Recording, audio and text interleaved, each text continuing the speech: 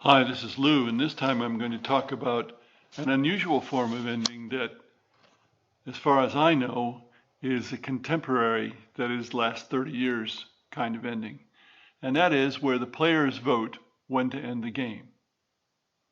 Now, there are usually um, certain requirements here and variations.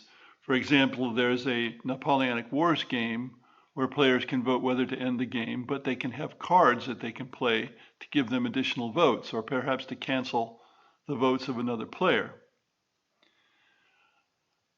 I've devised this method independently, as far as anything can be independent in game design, for a stock market game, where I had originally thought that about 5 rounds was good enough, but I didn't want players to know that the game was going to end because that could cause behavior that was not natural. And that is one of the problems with certain kinds of game endings, that players know the game is going to end and so they can behave unnaturally. Also, while the game worked okay with 5 rounds, I wanted players to be able to play 4 rounds or 6 or 7, whatever it was. If they felt they were close and they wanted to continue to compete, that was fine with me. If it's fine with the players, it's fine with me.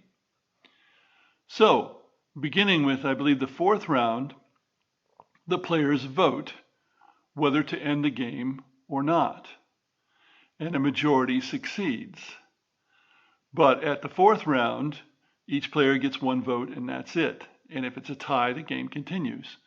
In the 5th round, there's 1 vote for ending the game in addition to what the players vote.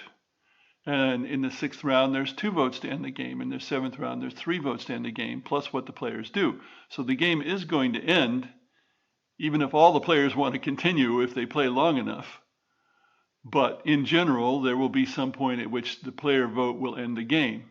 And because it's a vote, the players aren't going to know as they're playing the last round, because the vote takes place after the round, they're not going to know that the game is actually going to end. They may have a good idea, but I think that may reduce adventurism, let's call it, in the game. The result so far seems to be good. I haven't used the method that very many times, but I have applied it to another game where formerly I used a dice roll to determine whether the game ended. Well, you can have an increasing chance as you go along, but the game could end up going a lot longer than the players want it to. Also, I've seen that game played for far, far longer than it's intended, but the players were having a good time, and so they just kept playing. Using the voting method, they have a chance to at least play some of that time before the game winner is determined. In the case where they played a very long time, the winner had been determined. They just kept playing, which is great from a game designer's point of view. They like the game enough to keep playing even after a winner had been determined. But I have applied the voting method to that game because it lets the players actually control what's going on. And that's what I like about this method, is that it lets the players determine when the game is going to end.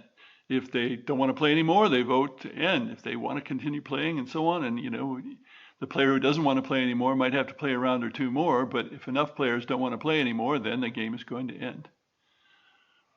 Thanks for listening.